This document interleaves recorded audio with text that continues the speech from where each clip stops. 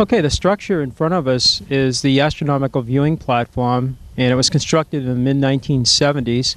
From 1967 to 1973, the preliminary work began on astronomical alignments, where the sun rises and sets, moon rises and sets over certain stones.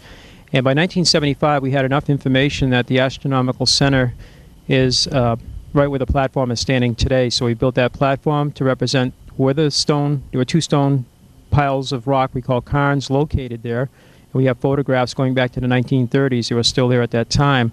Mr. Goodwin, the first archaeologist, actually removed the stone cairns, not realizing their importance.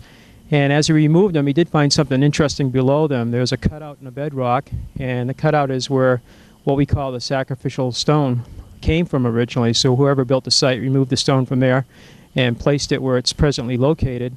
And then they built these two stone cairns to mark where all the astronomical alignments come together.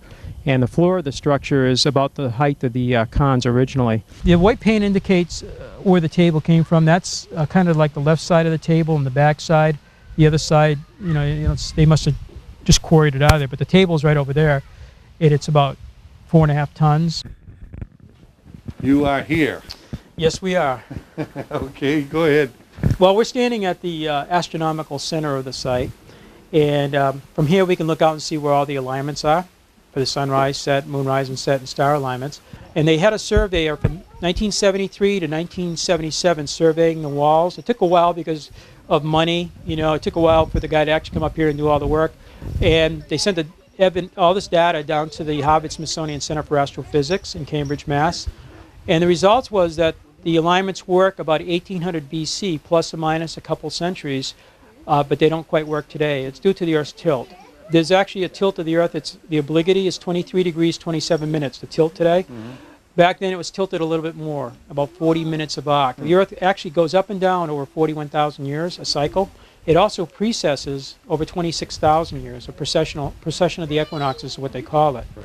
So the alignments don't quite work today, so when do they work?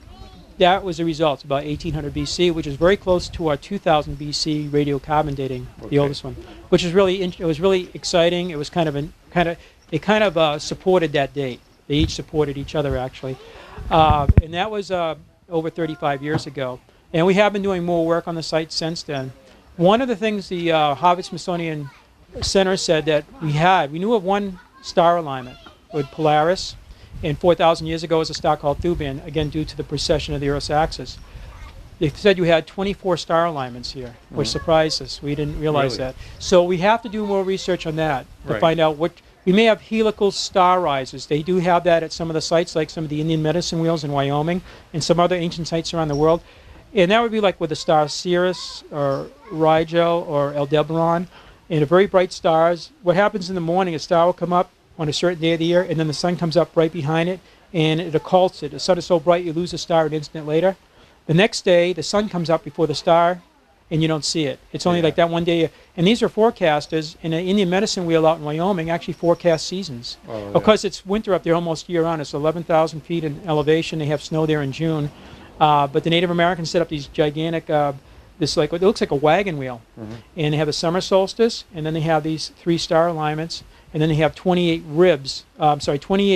spokes, which represent 28 ribs of the bison, 28 days of the month, that kind of thing. Hmm. So it's very symbolic. But we have that kind of thing here, too. Now, is this north, going this way, or? Actually, that's looking northwest towards the summer solstice. Okay. Right behind you is a stone, the North Stone. And we talked about that north-south wall already. Okay, where is the alignments? Yeah, it actually goes through the south wall. It runs through right where we're standing, through that circle right there, and the circle right here at our feet. Okay. That's where those 2 cairns or piles of rocks were, and it runs right through that north stone. You can see the stone out there. Yeah. And if it was nighttime, you could look up and you could see Polaris, the pole star. But the Earth's axis is doing that 25,920-year cycle like this. And 4,000 years ago, the axis was pointed at Thuban, which is Alpha Draconis, the brightest star in Draco, the dragon. And when Egypt was being built, it was a pole star. You know that Great Pyramid has a shaft pointing at the North Star? They were looking at Thuban too, and these people would have been a little bit later in time. It was close enough still to be the pole star. It's almost a 26,000 year cycle. 13,000 years from now, it will be a star called Vega, like the Chevrolet Vega, and then it'll be back to this again. In the meantime, you have that up and down motion too, but they're not synchronized. Those two cycles are different time periods. But in any event, because of the Earth's tilt, we can kind of date the astronomical, use that to date the site, the astronomical data. So right above there's Polaris. The alignment comes right through here, and then we have the 4 seasons. We have the cross-quarter days, and then we have the lunar alignments too. Okay. So solar, lunar, and stellar. Okay. And this plaque here actually shows you where some of these alignments are. So now you do special things on that day? Yeah, You have people in? Yep, we have a lady up here. She's been coming for over 20 years. She has a celebration, particularly in the summer solstice, but she has one coming up, I think, for the fall, and she'll do the winter solstice again this year. And last winter solstice was the end of the Mayan calendar thing there. Remember that? We had quite a few people for that. Yeah. And some people say it was just a change, not the Earth coming to it. Who knows? But anyway, we had people up here on that day too. But it is an astronomical calendar, and this way people could keep track of time. Right. We have two different points where all the alignments came together. We think they took advantage of the horizon. It's like the back of a snake, and where the hill dips and where it rises, they were able to incorporate that into the alignment. And the summer solstice sunrise, probably the best example, because the stone is shaped to fit the actual far distant horizon hills. Fits right into it. The sunset, when you stand over here at the proper point, actually fits where the hills come down into like a little valley. And they kind of like frame the stone. And the sun actually runs down the hill, and just as it sets, it touches the top of the stone, and then the sun's gone. And then if you wait a little while, you'll see that little green flash if it's a nice day. They call it the green flash. It's kind of cool. It's an illumination effect. It's kind of cool. Some of the alignments come to where you're standing, Larry. Yeah. The other half of the alignments come to where I'm standing. They don't go to one spot, and I think that's because they had to work with what they had in nature, these hills out here, and they took advantage of those dips and valleys. And to make it work, make them all work, they had to have 2 points here. Okay. And that's the best we can determine from all the research we've been doing since it all began in 1967. My dad, at that time, began clearing out these trees. It was all just thick forest. 2 years prior to that, CBS special, Stonehenge Decoded, based on the book by Gerald Hopkins, Stonehenge Decoded. And by seeing that CBS special, we said, we know these stones are out here. Goodwin knew they were out there, and other people saw them out in the woods. They were out in the woods in the middle of nowhere. What are they? Maybe they have a meaning. Why would they go and stand up these stones? Because most farmer walls consist of field stones. They're just stones that are left by the glaciers or whatever. But these stones appeared to be quarried. These are big flat stones that were taken off the bedrock on purpose and then stood on end. Why would somebody go to that much trouble? Maybe there's a purpose for them. So by 1967, they began clearing out the trees for the winter solstice sunset.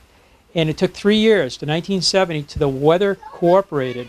We came up here on December 21st, 1970. We brought up a homemade snowmobile with equipment on it. And 4 or 5 of us were up here, and we actually watched, and the sun actually set right on top of that stone out there. Yeah. And he said, we think we have something. But we weren't totally sure where you stood to watch that. Was it the table? Because that seems to be a main feature. Or was it somewhere else? So we began clearing out other avenues out here in the 70s. Yeah. And by 1973, we had enough avenues opened up. We saw the sun setting over these stones. We decided we needed to hire a survey team to come in and do a real accurate survey of the walls and these standing stones. It took about 4 years to 1977. And we sent that data to the Harvard-Smithsonian Center for Astrophysics in Cambridge, Mass. And then they ran it through the computer, and they found that the alignments would work about 1800 BC plus or minus 2 centuries. And since that time, we found out there are more alignments up here too. Yeah. So that's where it all began back in the 1960s.